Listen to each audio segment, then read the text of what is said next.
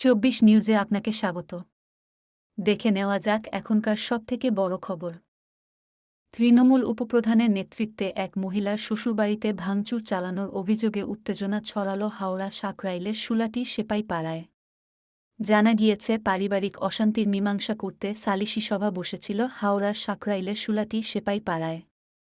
সেই সালিশি সভা থেকেই শুরু হয় অশান্তি।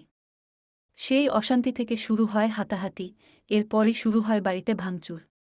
পাশাপাশি একাধিক গাড়ি, বাইকও ভাঙচুর করা হয়।